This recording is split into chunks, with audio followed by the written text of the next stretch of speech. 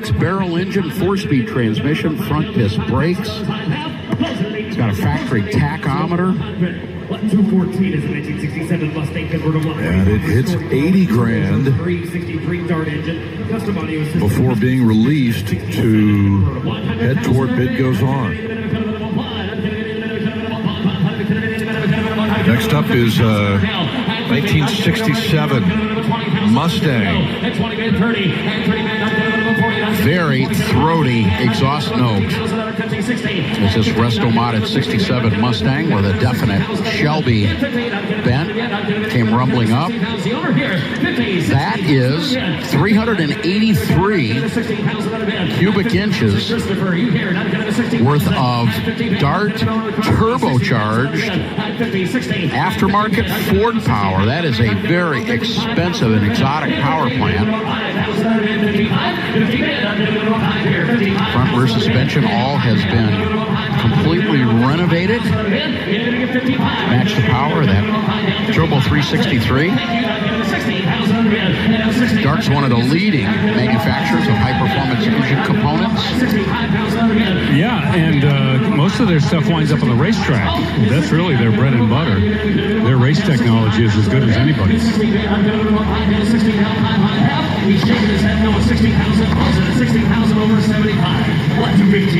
Well, $60,000 ends up being the high bid on that 67 Mustang Resto-Mod.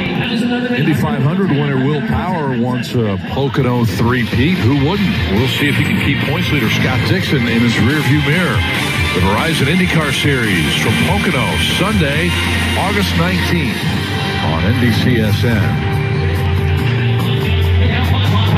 1968 Firebird. See too many of these?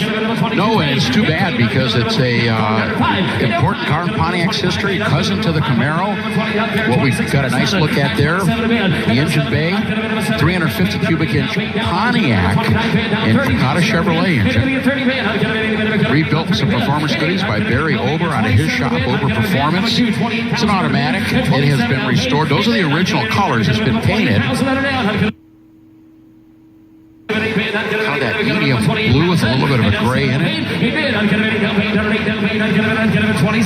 Rally wheels, white letter tires, classic street machine vibe on this one. Well, I get it. Nobody bids. You got it. 29.5. Let's do it. 29.5. Reserves off. Good. Yeah! 30,000 bid, I'm going to 30,000 even money, 30,000, 9.5 bid, I'm going to 30 still, I'm going to 30,000 bid, I'm going to get it. Keep it trying all day. 30 bid, I'm going to anything, I'm going to sold. Yeah! 216 1965 Pontiac GTO that's offered by its original owner, the Senior National Award winner.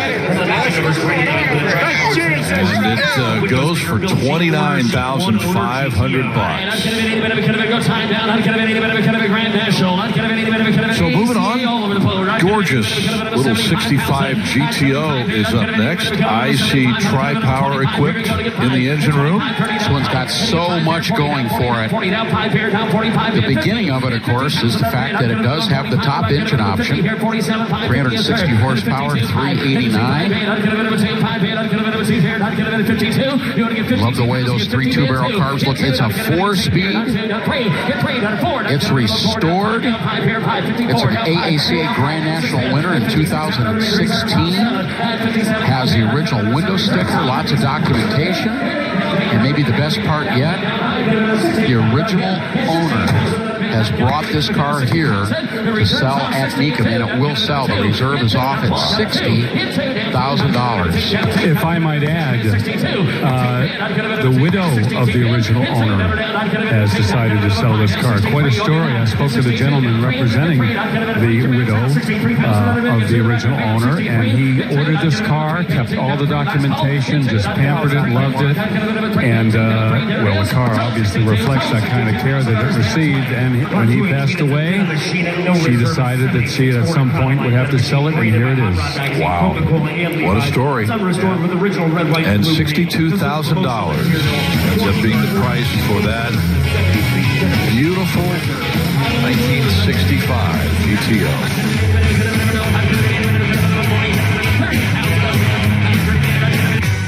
Every time. It's in your hands, my friend, and it has to do with a goat. Well, I told Katie, now this is Montego Gold over Signet Cream, and she said, it's a vanilla wafer.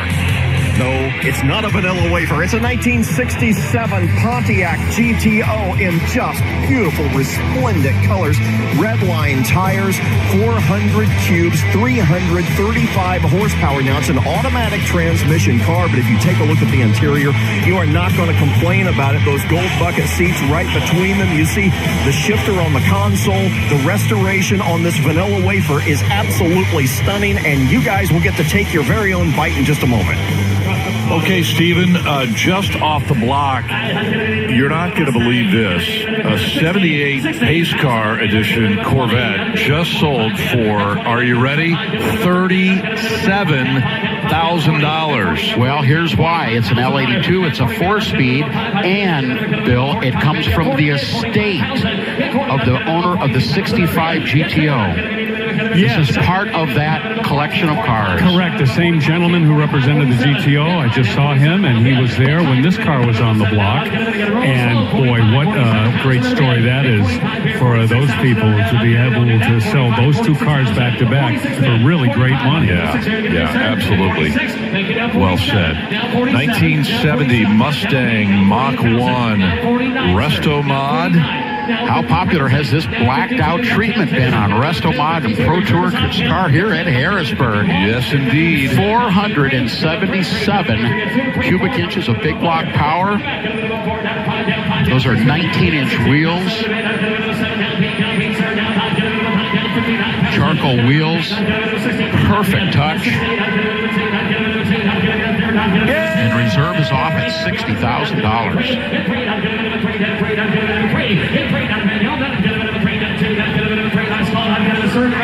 Big part of the evolution of the pony car and the muscle car era from the 60s and early 70s are the Resto Mods, the modern updates. They have been popular here at Harrisburg. We expect that for the rest of the year. 62 for that Mustang. And look out, because right behind it is a 91 triple black Trans Am. Number 13 of 451 of these Trans Am convertibles. 5-liter tune port, fuel-injected engine. It's an automatic transmission. It's got some of the nice updates to it. $5,000. Five's going to save 5, 7,000 on the bid. 5 spin, 6, 7. They got 7-pound bid. It's 7 bid.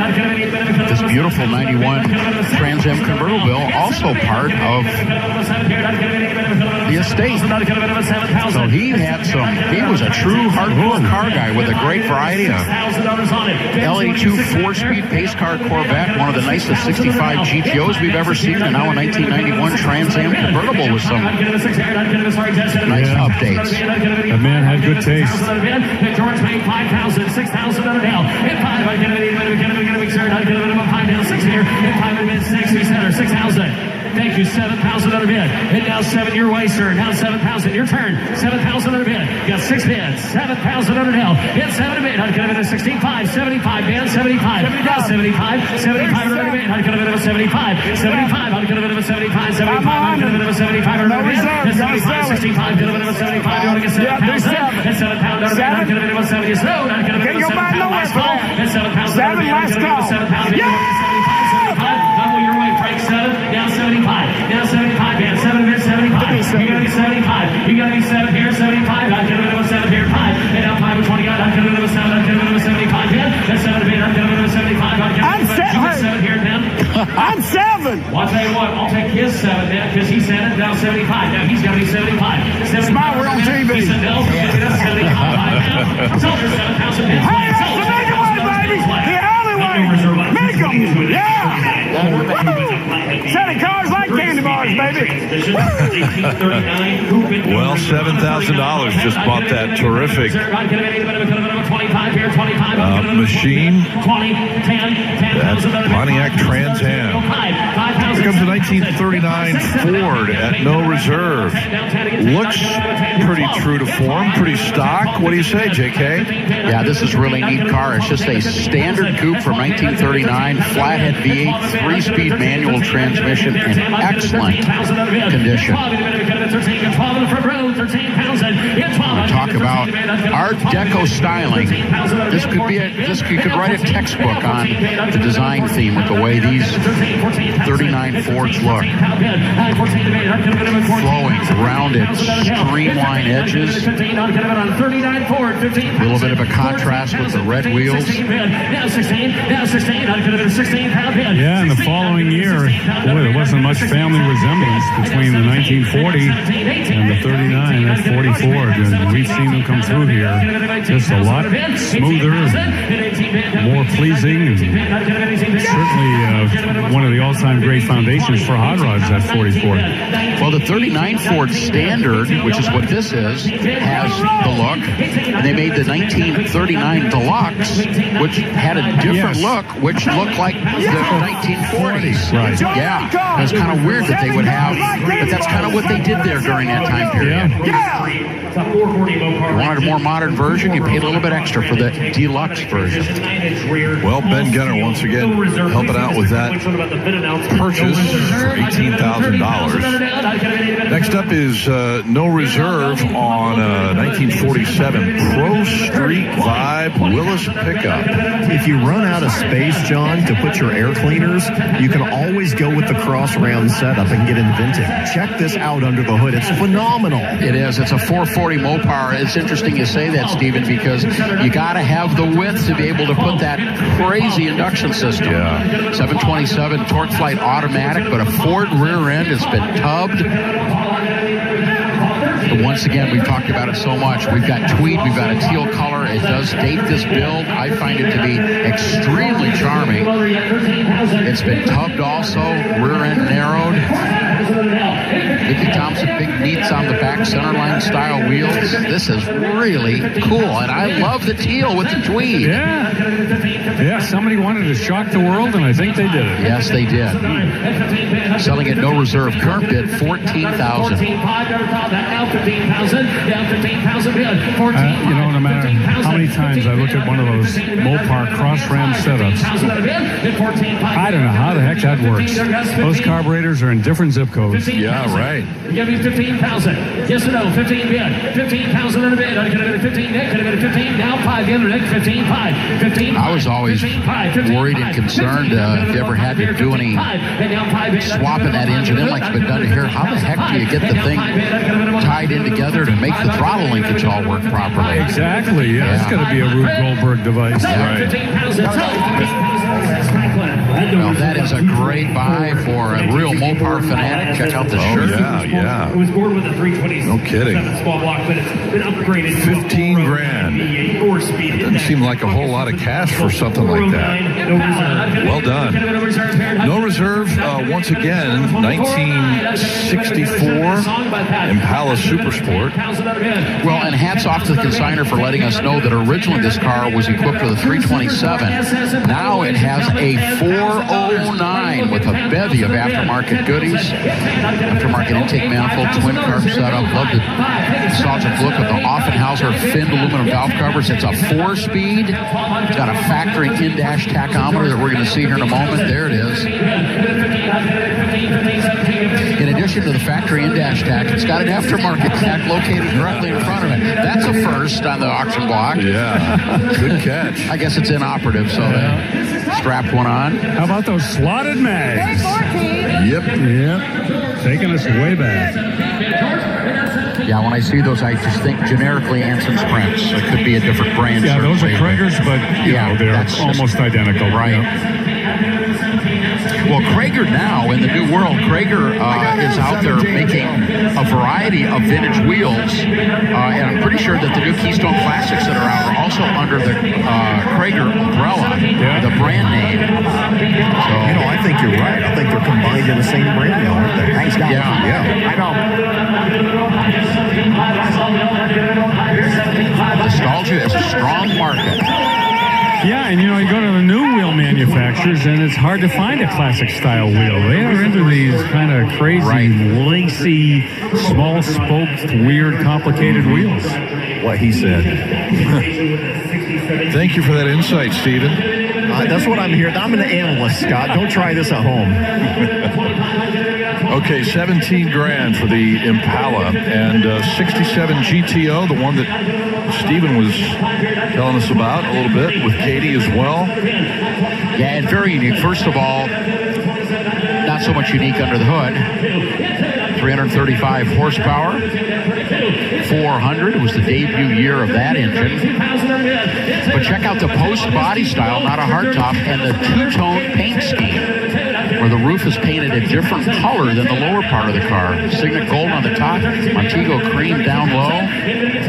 It was that color combination that I just thought was absolutely stunning. Like you said, the powertrain is great, but not any better than the average goat out there. Right. So it's just the color combination was really a showstopper, and I think we're going to sell this one, boys. Well, if I buy that car, my first stop is eBay to find me some Hurst wheels with that gold on the top. Perfect match.